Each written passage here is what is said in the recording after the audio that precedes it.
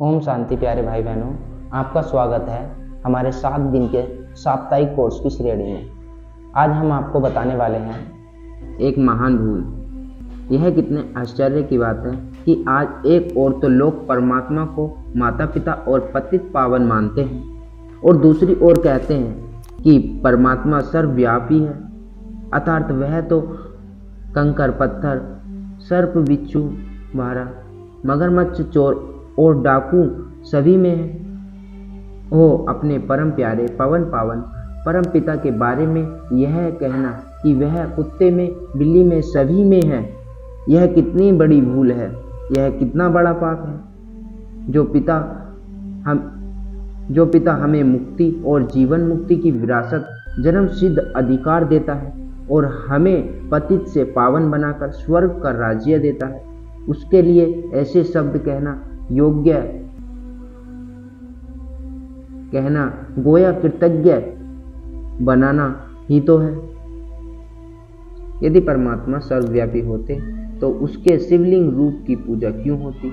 यदि वे यंत्र तंत्र सर्वोत्त होते तो वह दिव्य जन्म कैसे लेते? मनुष्य उनके अवतरण के लिए उन्हें क्यों पुकारते और शिवरात्रि का त्योहार क्यों मनाया जाता?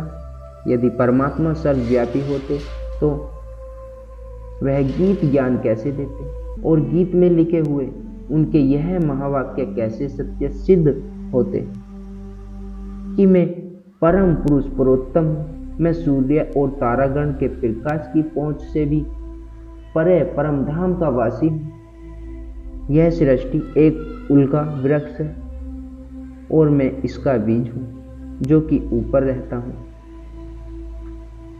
कि परम यह तो माया है कि परमात्मा सर्वव्यापी है।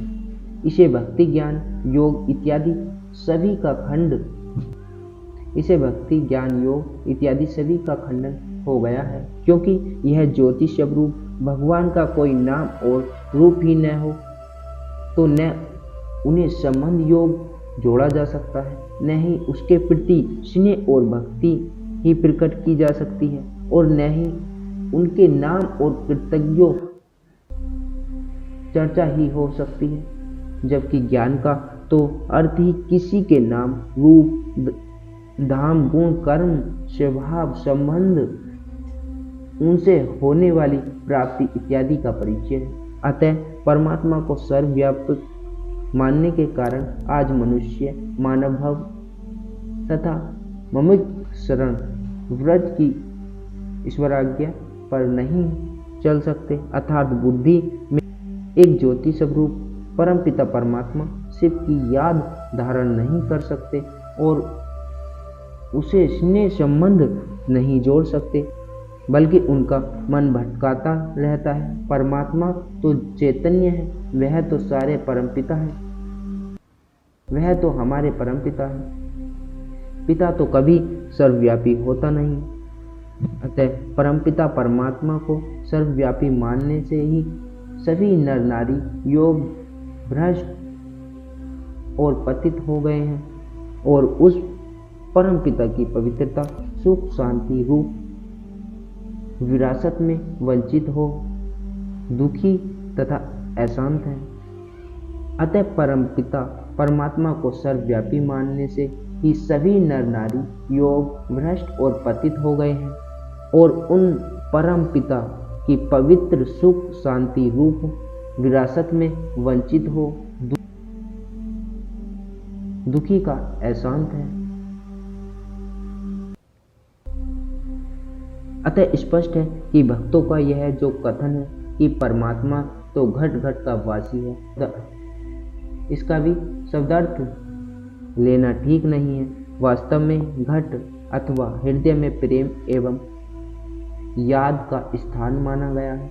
द्वापर युग में शुरू के लोगों में ईश्वर भक्ति अथवा प्रभु में आस्था एवं श्रद्धा बहुत थी। कोई विरला ही ऐसा व्यक्ति होता था जो परमात्मा को न मानता हो। अतः उस समय भाव विभारो भक्त यह कह दिया करते थे कि ईश्वर तो घट घट वासी है। उस समय भाव विभारो भक्त यह कह दिया करते थे कि ईश्वर तो घाट घाट वासी है, अर्थात उसे तो सभी याद और प्यार करते हैं और सभी के मन में ईश्वर का चित्र बसा रहता है। इन शब्दों का अर्थ यह लेना कि स्वयं ईश्वर ही सबके हृदय में बसा रहता है भूल है। ओम शांति।